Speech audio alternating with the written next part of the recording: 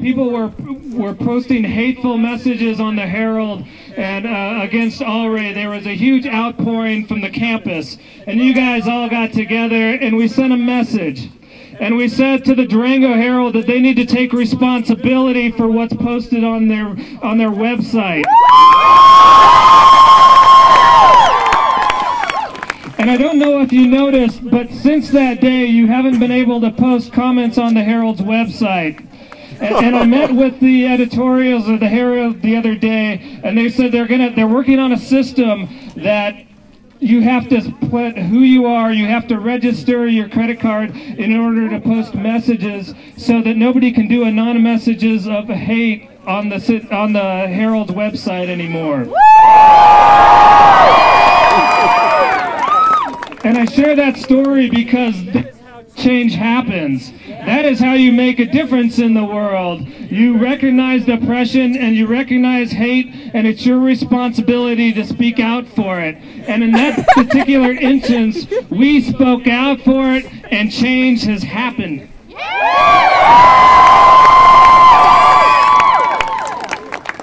I'm going to introduce the chair of the county commissioners real quick, but one thing I wanted to say is that when I was younger, people would always say, well, the issues that you're interested in, don't you wish that you were born in the 60s so you could be part of social change? And I said, no, because we're alive right now. Gay rights is a social justice issue, and you guys are part of the gay rights movement.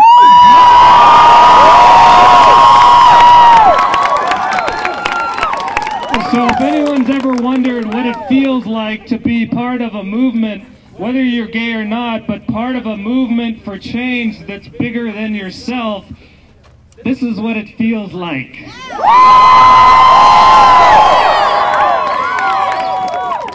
And it feels very good.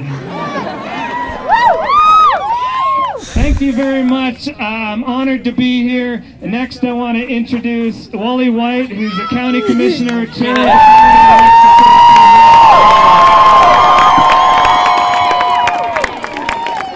Thank you, Michael. And thank you all for being here. This is awesome. You know, I walked in the 60s and I haven't seen a group like this or the energy since then. 50 years we've been walking for peace, for nonviolence, and for gay rights. It goes back a long way, and you guys are incredible. Thank you all for turning out here today.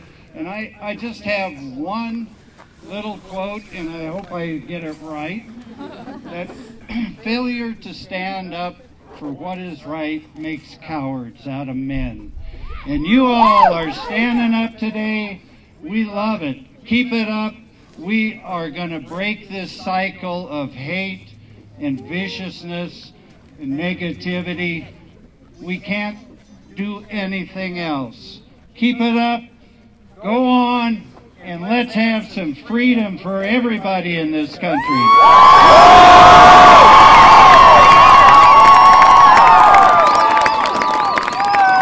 I'd like to introduce one of the strongest young men I've ever met, one who you all know and who is standing up for what is right.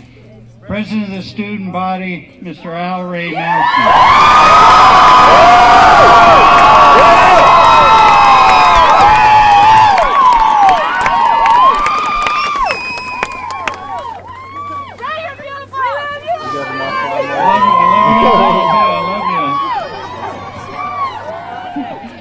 I kind of know how President Obama feels, right? So, first of all, I'd like to say thank you to the support of my partner, your student body vice president, Laura Beth Waltz.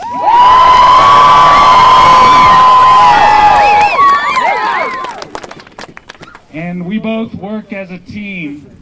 We were elected as a ticket to represent you all, not only to represent the staff and the students, but as well as to represent you, the student body, to the administration, to the state, and to all the other elected officials, that the student body is mobilized, the student body needs to be heard, and we will be heard.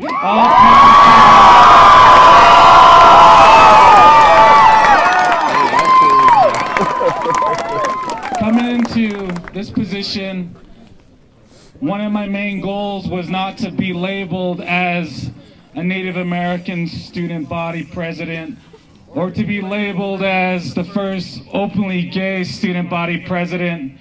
I just was already a student just like you that thought that we could do better.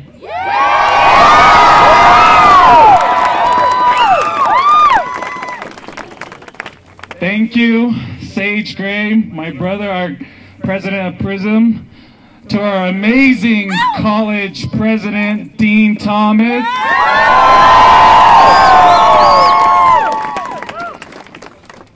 and to some of the people on campus that continue to move forward with that message of acceptance and tolerance, to all the Code Red facilitators. Thank you very much.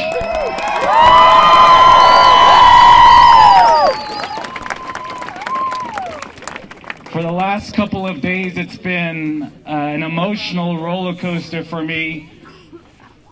Something for Laura Beth and I contemplating. One of the best advice that we received from family and close friends was to just step down from our positions. They said it was the easiest way for us to settle down the commotion that is happening on campus.